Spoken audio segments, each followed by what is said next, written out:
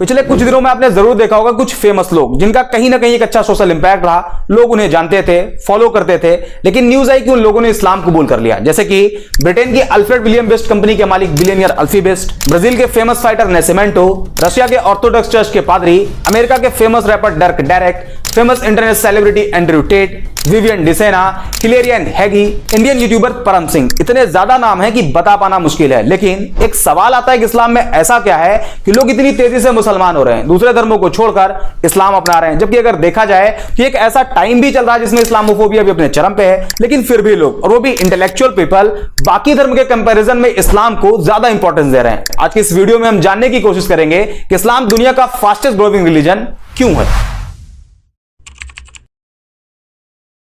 इस वक्त पूरी दुनिया की पॉपुलेशन 8 बिलियन मार्क को क्रॉस कर गई, जिसमें Christian 31.11%, Muslim 24.9%, secular, non religious, agnostic, atheist, इन सब की पॉपुलेशन 15.58%, हिंदू 15.16% और बाकी बचे 13.25% में सभी रिलीजन आते हैं। दुनिया में पहली सबसे बड़ी मुस्लिम पॉपुलेशन इंडोनेशिया में रहती है, दूसरी पाकिस्तान में और तीसरी इंडिया में। तो स्टडी के मुताबिक 2050 तक इंडिया दुनिया का सबसे बड़ा मुस्लिम पॉपुलेशन वाला देश होगा। लेकिन अगर आप वर्ल्ड वाइड देखते हैं तो इस्लाम का ग्राफ लगातार तेजी से आगे बढ़ रहा और साल 2050 तक इस्लाम दुनिया का सबसे बड़ा रिलीजन बन जाएगा। Japan, Europe, France, America, India जैसे कई देशों में इस्लाम सबसे तेजी से आगे बढ़ने वाला धर्म बन गया है। तो अब सवाल आता है कि आखिर इस्लाम इतनी तेजी से क्यों आगे बढ़ रहा? तो इसका पहला रीजन जो हमेशा से बताया गया कि मुसलमानों में फर्टिलिटी रेट बहुत ज्यादा है, बाकी रिलीजन के कंपैरिजन में मुसलमान ज्यादा बच्चे पैदा करते हैं। यही वजह है कि मुसलमान तेजी से आगे बढ़ रहे हैं। जबकि सेंट्रल हेल्थ मिनिस्ट्री के सर्वे के मुताबिक मुसलमानों के बीच फर्टिलिटी रेट भी कम हुआ है। दूसरा रीजन, दूसरे धर्म के लोग तेजी से इस्लाम की तरफ अट्रैक्ट हो रहे हैं। पर डे कहीं ना कहीं से न्यूज आती है कि किसी फेमस इंडिविजुअल ने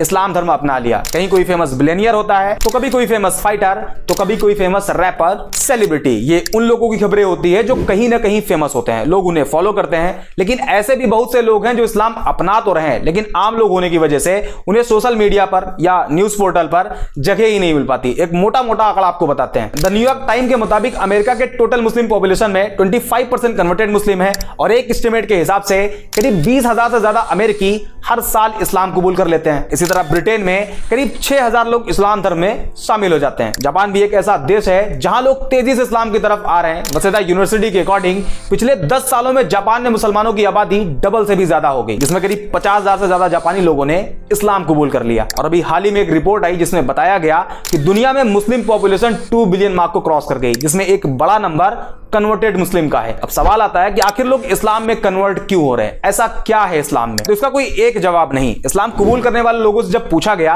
कि आपने इस्लाम क्यों कबूल किया, तो ज्यादातर लोगों ने अलग अलग रीजन बताया। लेकिन एक जो कॉमन रीजन देखा गया वो था कि जब कोई नॉन मुस्लिम किसी ऐसे मुस्लिम के कांटेक्ट में आया जो एक्चुअल मुस्लिम था, इस्लाम के बेसिक्स को फॉलो करता था, तो उसे देख के वो उसकी तरफ अट्रैक्ट होते और इस्लाम के बारे में जानने की कोशिश करते, जिसमें कुछ ऐसी चीजें उन्हें मालूम चलती जो एक नॉन मुस्लिम के लिए बड़ी सरप्राइज होती। For example social equality. बाकी धर्मों में देखा जाता है कि एक इंसान को दूसरे इंसान के आगे काफी नीचा दिखाया गया। जैसे इंडिया में जातियों में बांट दिया गया, उसमें भी कैटेगरी बना दी गई और सबसे कमजोर कास्ट कैटेगरी को शूद्र बताया गया। ऊंची कास्ट के लोग उन्हें अछूत मानते, उनके हाथ का पानी तक नहीं पीते। इसी तरह दूसरे धर्मों में काले गोरे इंसान को लेकर डिस्क्रिमिनेट किया गया, काले लोगों को गुलाम बना लिया जाता, उनकी पिटाई भी होती और उनसे जानवरों की तरह काम भी लिया जाता। ऐसे में जब कोई नॉन मुस्लिम जिसे सोशल जस्टिस नहीं दिया गया था, उसने इस्लाम को पढ़ा और पाया कि प्रॉफिट ऑफ इस्लाम ने किसी बिलाल नाम के काले गुलाम को न सिर्फ आजादी दिलाई, बल्कि आजादी के साथ साथ बाकी मुसलमानों के आगे बिलाल को काबे की छत पर अजान कहने के लिए खड़ा कर दिया। इसके अलावा जब लोगों ने प्रॉफिट ऑफ इस्लाम की एक स्पीच के बारे में जाना, जिसमें उन्होंने कहा था एक अरेबियन किसी नॉन अरेबियन से सुपीरियर नहीं, और ना ही कोई नॉन अरेबियन किसी अरेबियन से सुपीरियर है, ना कोई काला किसी गोरे से सुपीरियर है और ना ही कोई गोरा किसी काले से। यह जानने के बाद कि इस्लाम में कोई ऊंचा नीचा नहीं, इस एक पॉइंट की वजह से ना जाने कितने लोगों ने इस्लाम कबूल कर लिया। दूसरा रीजन फॉरगिवनेस। इस्लाम में माफ कर देने वाला जो कॉन्सेप्ट है वो भी बड़ा शानदार है। जब लोगों ने उसे जाना तो वो भी उन्हें बहुत पसंद आया और लोगों ने इस्लाम कबूल कर लिया। फॉर एग्जांपल मान लीजिए कि अगर किसी इंसान को एक पूरी कम्युनिटी बुरा भला कहे, उसे बाइकआउट कर दे, यहां तक कि उसे जान से मारने की कोशिश करे, तो रिएक्शन ये होगा कि जब भी उसे उस कम्युनिटी पर कंट्रोल मिलेगा वो अपना बदला जरूर लेगा। सारे लोगों से ना सही, लेकिन उन लोगों को जरूर टारगेट करेगा जो उसके खिलाफ उसके ही लोगों को भड़काते थे, उसे मार के लाने वाले को इनाम देने की बात कहते थे। आमतौर पर यही देखा जाता है, लेकिन इस्लामिक हिस्ट्री में इसके जस्ट उल्टा है। 7वीं सेंचुरी में जब इस्लाम की शुरुआत हुई, उसके कई सालों बाद तक, करीब 10 साल बताया जाता है, इस पीरियड में टोटल 40 से कम मुसलमान थे। उस टाइम अरब के जो पावरफुल लोग थे वो मुसलमानों को परेशान करते, प्रॉफिट ऑफ इस्लाम को जान से मारने की प्लानिंग करते, उन्हें जान से मार देने वाले को इनाम देने का वादा करते। यहां तक कि उस टाइम जितने मुसलमान थे उन सभी का सोशल बाइकआउट कर दिया गया और 3 साल तक अबी तालिब नाम की एक पहाड़ी पर कैद कर दिया गया। और मक्का के सरदारों ने यह अनाउंस कर दिया कि कोई भी मुसलमानों को कोई सामान न बेचे और अगर कोई ऐसा करता है तो उसे भी नहीं छोड़ा जाएगा। 3 साल बाद बाइकआउट पीरियड खत्म हुआ, लेकिन मक्का के लोग मुसलमानों को अभी भी टारगेट करते। सिचुएशन को देखते हुए 622 ईडी में मुसलमानों को मक्का से मदीना की तरफ जाने के लिए कहा गया, जिसे इस्लामिक हिस्ट्री में हिजरत कहा जाता है। हिजरत मींस माइग्रेशन। मुसलमान मक्का छोड़कर मदीना चले गए। उस टाइम मदीना को यसरब कहा जाता था, लेकिन मक्का के सरदारों का मानना था कि इस्लाम को पूरी तरह से अगर खत्म करना है तो उसके लिए सारे मुसलमानों को कत्ल कर दिया जाए। इसी इंटेंशन के साथ मुसलमान और मक्का के सरदारों की फौज के बीच पहली जंग लड़ी गई, जिसे जंगे बद्र कहा जाता है। इस जंग में मुसलमानों की जीत हुई और इसी हार का बदला लेने के लिए एक बार फिर मक्का के सरदारों की फौज निकली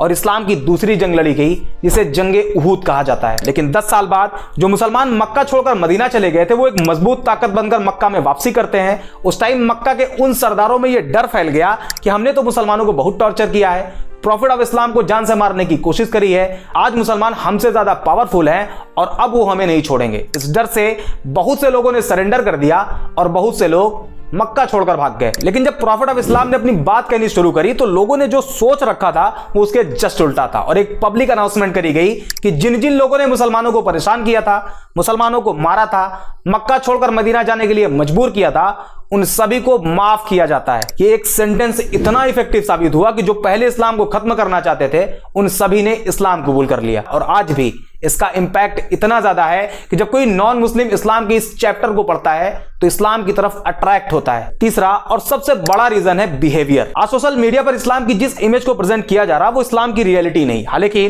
मैं ये भी क्लेम नहीं कर रहा कि इस्लामिक बेसिक्स के अकॉर्डिंग सारे मुसलमानों का बिहेव अच्छा है। इस्लाम तो कहता है कि शराब पीना हराम है और शराब सभी बुराइयों की मां है, लेकिन फिर भी आज का मुसलमान शराब के ठेकों की लाइन में आपको लगा हुआ दिखाई देगा। बट अनदर हैंड कुछ मुस्लिम्स ऐसे भी हैं जिनका behave as it is Islamic basics के हिसाब से आज भी है। फॉर एग्जांपल, इस्लाम अपने मानने वालों को कहता है कि अगर तुम्हारे घर में एक रोटी हो और तुम्हारा पड़ोसी भूखा हो तो तुम्हारे लिए जरूरी है कि उसमें से आधी रोटी अपने पड़ोसी को दो।